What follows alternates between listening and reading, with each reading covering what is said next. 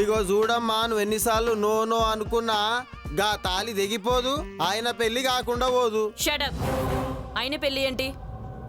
ఎవడో మోసం చేసి బలవంతంగా దొంగతనంగా తాలి కడితే అది పెళ్ళైపోతుందా? దాన్ని పెళ్లి అంటారా? ఒకవేళ అన్నా ఈ అమ్మాయి అంగీకరిస్తుందా?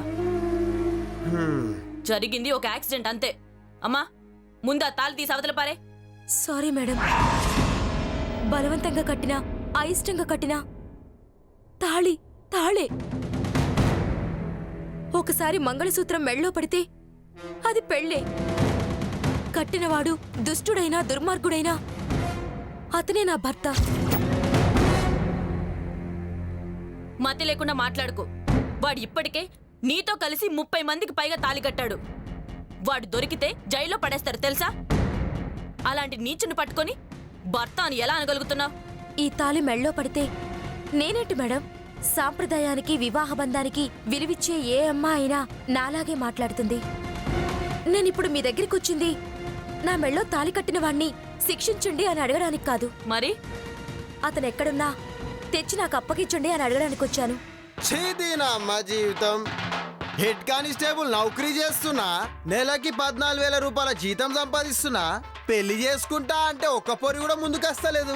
గాడు ఎవడో దొంగ బట్టే బాస్గాడు వచ్చి తాళి కడితే గాడే నా సర్వస్వం అంటుర్రు. మీ గసుంటోళ్ళైతేనే కరెక్ట్ తీ. సీను, నేను లేను. చూడండి, మీరు చదువుకున్నవారు, అన్నింటినీ అర్థం చేసుకోగలరు. కోరి కోరి ఒక క్రిమినల్ చేసుకొని ఎందుకు మీ జీవితాన్ని నాశనం చేసుకుంటారు?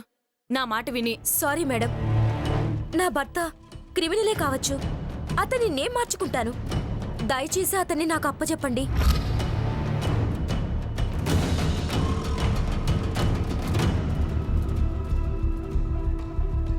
సార్, శైలజ. అదిగో ఆయమేనా?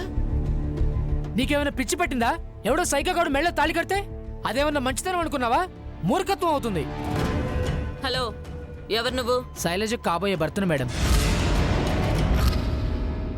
అరే తమ్మి, నువ్వు ఇంకా గట్టుట్లోనే ఉన్నావా? గాడు ఎవడో బట్టే బాజ్గాడు గీమెకి తాళి కట్టి మొగుడు కూడా అయిపోయాడు. ఎవడ్రా భర్త? ఎవరినిరా రా అంటున్నావు? మిమ్మల్ని కాదు సార్, మిమ్మల్ని కాదు. సరే చెప్పు.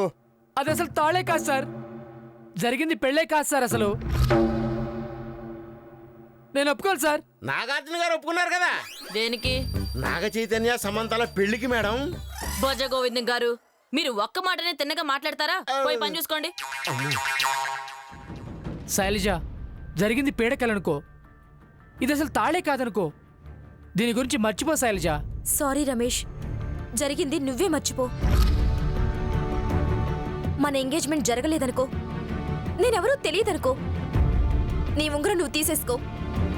అంతేనా? అంతే, నా నిర్ణయం మారదు. ఏంటండి ఇది? మీ పోలీసుల నిర్లక్ష్యం వల్లే అలాంటి సైకోగాళ్ళు రెచ్చిపోతున్నారు. అమ్మా, అలాంటి వాళ్ళది నిజమైన ప్రేమ కాదు, అది వ్యామోహం. ఎగ్జాక్ట్లీ చిన్నత్త, నిజంగా ప్రేమించుకున్న వాళ్ళు అలా చేయరు.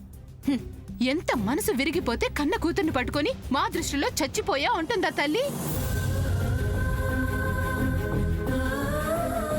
అది సరే అమ్మా, తన కూతురుతో తన మాట అనేటప్పుడు ఆమె మాటల్లో వ్యథ, కళ్ళల్లో బాధ గమనించావమ్మా? పెద్దబాబుకు బర్త్డే విషెస్ చెప్పు కూడా వెళ్ళాం కదా. ఊరికే ఎలా కాలిపోతుంది? మంట పెడితేనో పడితేనో తగలబడుతుంది.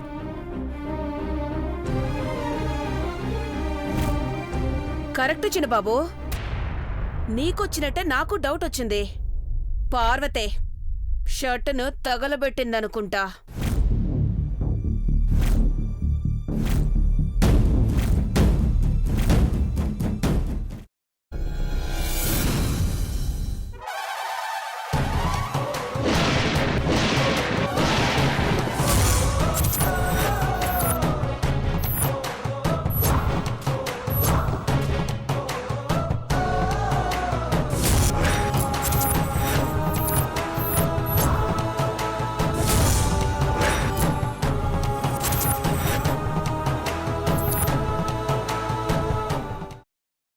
తర్వాత పొట్టు తీసేసి చాప్ చేసి పక్కన పెట్టుకోవాలి.